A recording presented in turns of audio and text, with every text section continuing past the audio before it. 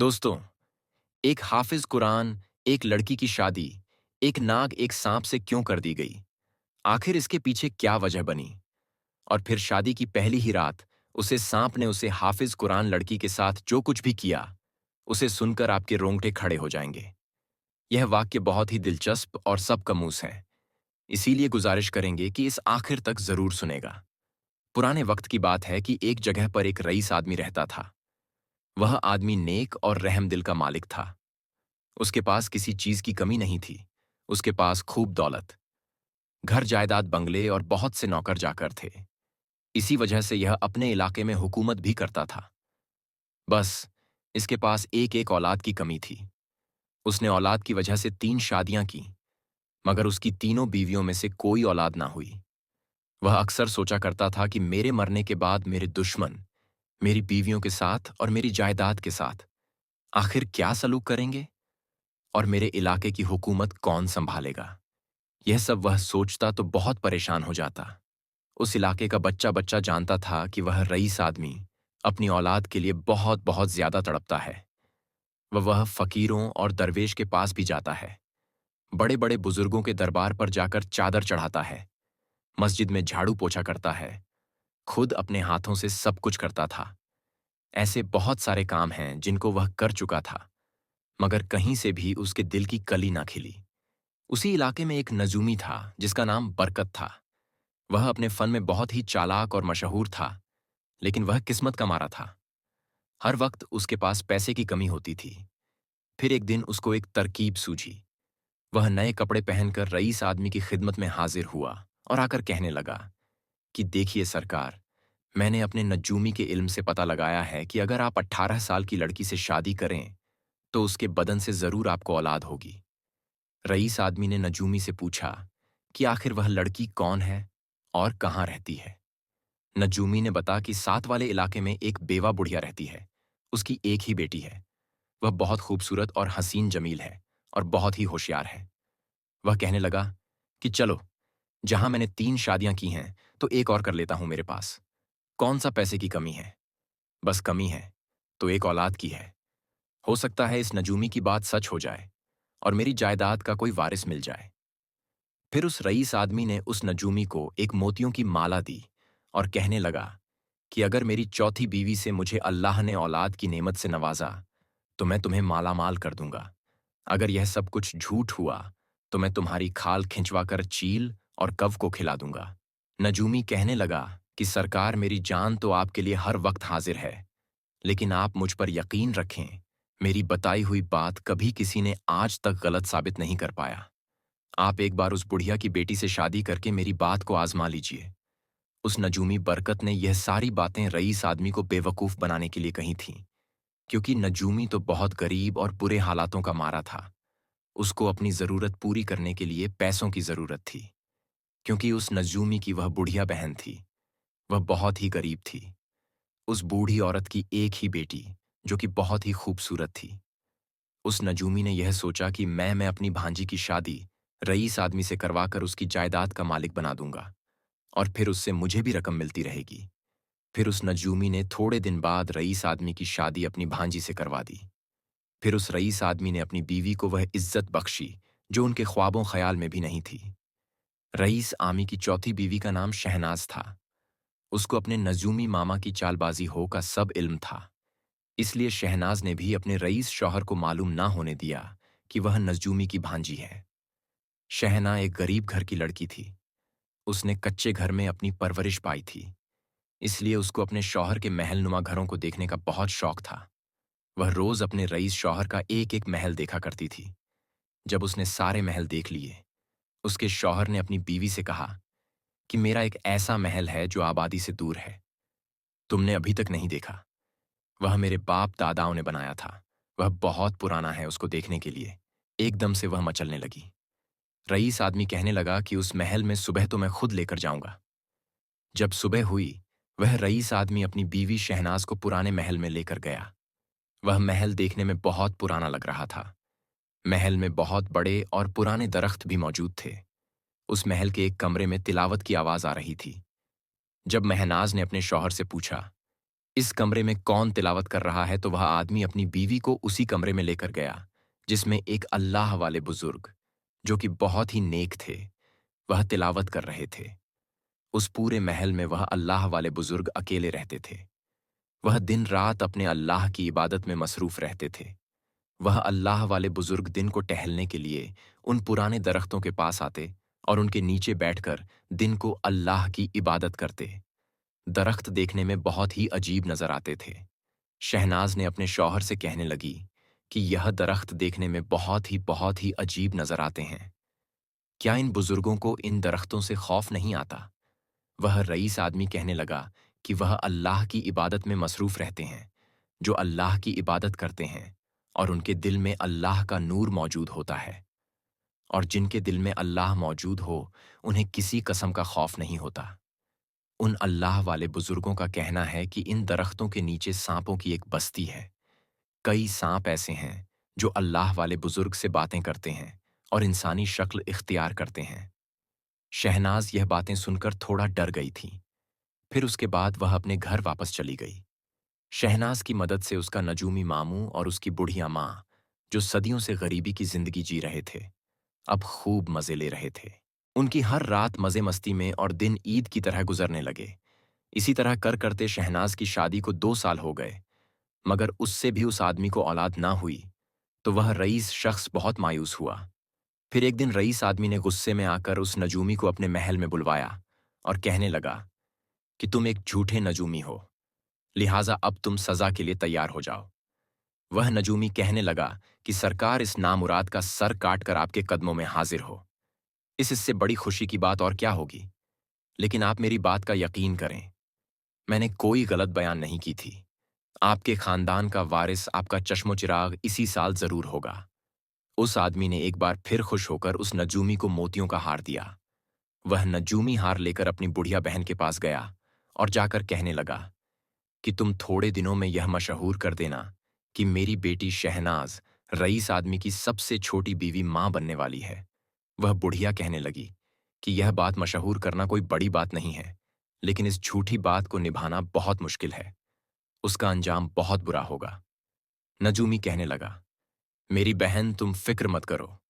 आखिर तुम्हारा यह नजूमी भाई किस दिन काम आएगा। आगे मैं सब कुछ संभाल लूंगा। मैं एक ऐसी तदबीर बनाऊंगा कि मैं और तुम बहुत ही ऐशो आराम की जिंदगी बसर करेंगे। फिर नजूमी की बुढ़िया बहन ने चंद दिनों में यह बात मशहूर कर दी कि शहनाज मां बनने वाली है। उस आदमी की सबसे छोटी बीवी इस खानदान को वारिस देने वाली है। उस रईस आदमी ने खुश होकर गरीबों मश्क में बहुत सी चीजें तकसीम की, और रईस आदमी ने नजूमी को भी अपने पास बुलाकर बहुत सारे इनाम दिए। नजूमी रईस आदमी से कहने लगा कि सरकार, मुझे आपको एक बात बतानी है। मुझे अपने नजूमी से यह पता चला है कि आपके यहाँ एक खूबसूरत शहजाद की तरह बेटा पैदा होगा। उसकी पैदाइश के 14 साल आप पर बहुत सख्त गुजरेंगे। वह रईस आदमी कहने लगा कि मुझे तुम्हारी बात का मतलब समझ नहीं आया। नजूमी कहने लगा कि आपके खानदान के चश्मो चिराग को अगर उसकी माँ और नानी के अलावा किसी और ने देखा, तो आपका शहजादा बेटा एक भूत बन जाएगा या वह मर जाएगा। रईस आदमी का खिला हुआ चेहरा एकदम से मुरझा गया। रईस आदमी की आवाज तो एकदम दबकर रह गई थी। वह यह सुनकर बहुत परेशान हो गया। कहने लगा कि सर, क्या यह खुशी की बात नहीं है कि आपके खानदान का वारिस पैदा हो रहा है? अगर आपको उसको ना देखेंगे तो इसमें कोई बड़ी बात नहीं। जब वह 14 साल का हो जाएगा तो आप उसकी शादी कर दें, लेकिन आप उसकी बारात पर शरीक ना होना। जब वह शादी करके अपनी दुल्हन लेकर घर में वापस आए, तो आप अपने बेटे और बहू की सूरत एक साथ देख लीजिएगा। उस नजूमी की यह सारी बातें सुनकर वह रईस आदमी बुत बनकर खड़ा यह सोच रहा था कि पहले तो अल्लाह ताला ने कई साल तक उसे औलाद की नेमत से महरूम रखा, और जब औलाद की खुशी मिली तो इतनी सख्त पाबंदी लगा दी। दिन रात बेचैनी बेकरारी में गुजरते रहे। फिर रईस आदमी ने अपने नौकरों को हुक्म दिया कि आबादी से दूर एक खूबसूरत आलीशान महल तैयार करवाया जाए, और उस महल के चारों तरफ एक बहुत ही खूबसूरत बाग बना दिया जाए, ताकि उनके वारिस की परवरिश अच्छे से हो सके। थोड़े ही दिनों में एक खूबसूरत महल बनकर तैयार हो गया। जब बच्चा पैदा होने के दिन करीब आए, रईस आदमी की बीवी शहनाज को उस महल में पहुंचा दिया गया उसे शहनाज की देखभाल के लिए, उसकी हिफाजत के लिए उसकी बूढ़ी माँ को मुकर्रर कर दिया गया, ताकि किसी गैर औरत की नज़र बच्चे पर ना पड़ सके। जब दिन पूरे हो गए, तो नजूमी की बहन ने अपने भाई से मशवरा किया। उन दोनों बहन भाइयों ने मिलकर एक नौकर के जरिए रईस आदमी को बेटा पैदा होने की इत्तला दी। उस रईस आदमी की खुशी की इंतहा ना रही। उसने अपने सारे मुल्क में इत्तला दी गई कि हर घर में जश्न मनाया जाए। इस मुल्क के हर इलाके का हर आदमी बहुत खुश था।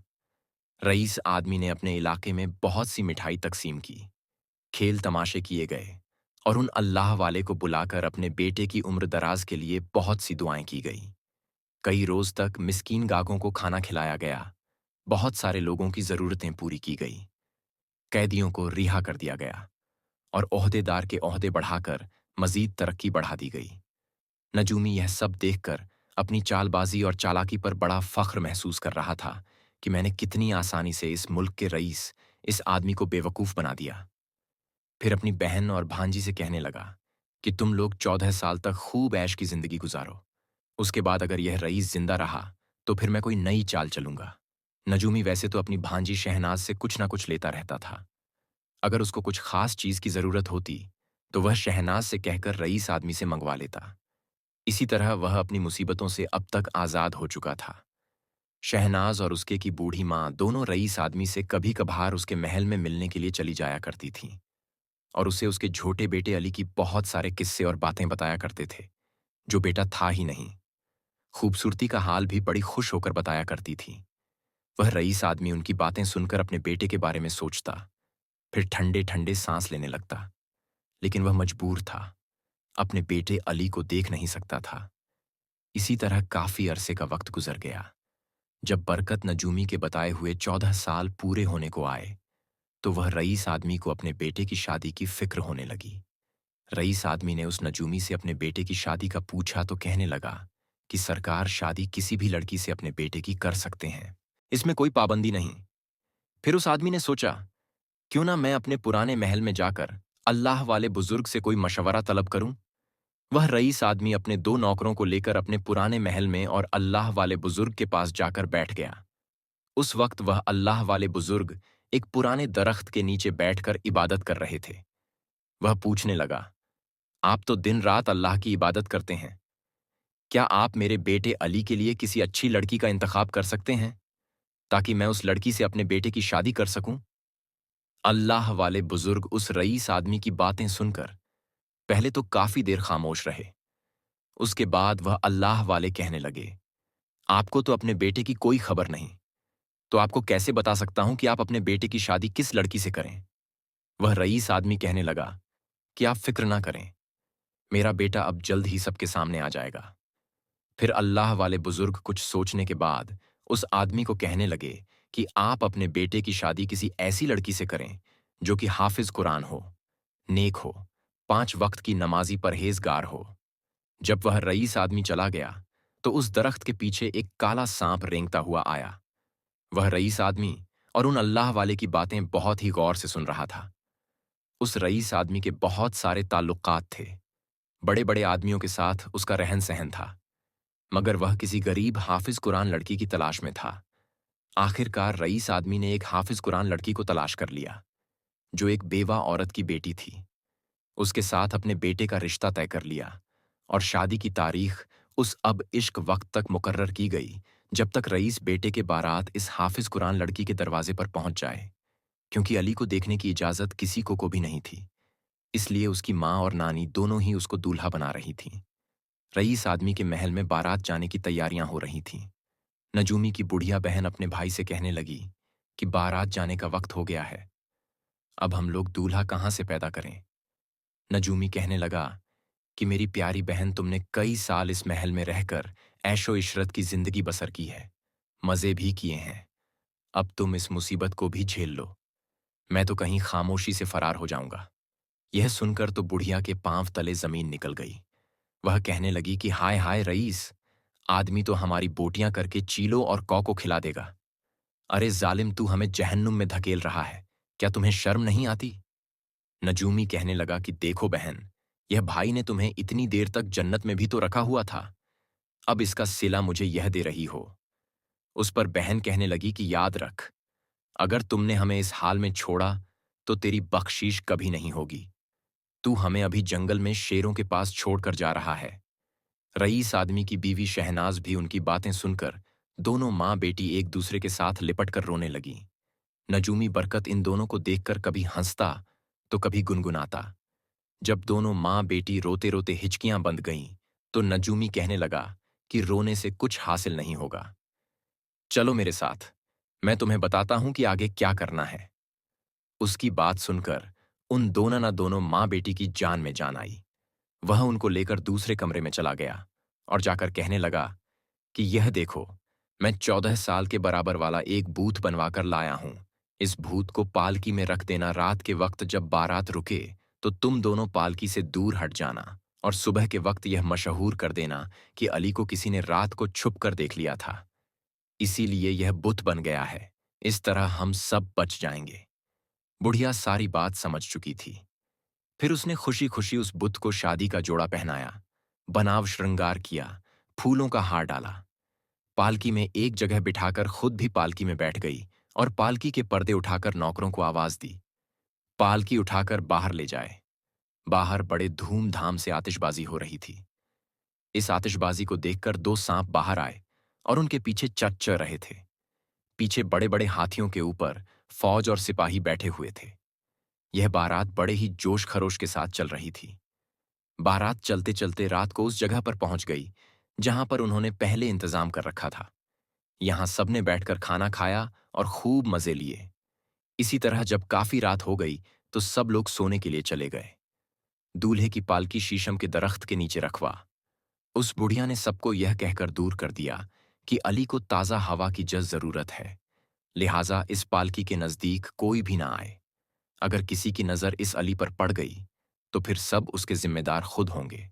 जब सब लोग अपनी अपनी जगह पर जाकर सो गए तो बुढ़िया भी खामोशी से एक हुजरे में जाकर सो गई। उस जमाने में यह कहते थे कि सांप जब 100 साल का हो जाता है तो अपनी सूरतें बदल लेता है और बातें भी करता है। जब दो सांप पुराने महल से उस बारात के पीछे आए, उस वक्त शीशम के दरख्त के ऊपर बैठे हुए थे और आपस में बातें कर रहे थे। नाग ने नागिन से कहा, क्या तुमने देखी यह बारात? उसने कहा कि हाँ, मैंने देखी। नाग कहने लगा कि यह बारात नकली है।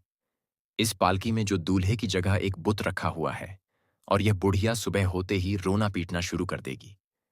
उस दूल्हे को किसी ने देख लिया है और यह एक भूत बन गया है। इस तमाम मकरूह फरेब के पीछे एक नजूमी का हाथ है। फिर यह सारे खेल से इनको निजात मिल जाएगी और वह रईस आदमी इस हकीकत को समझेगा और फिर उस रईस आदमी को बहुत सदमा होगा। उस रईस आदमी की जान चली जाएगी। नागिन के कहने लगी, क्या उस रईस आदमी ने अपने बेटे को नहीं देखा? नाग कहने लगा, यही तो इन सबकी मक्कारी है।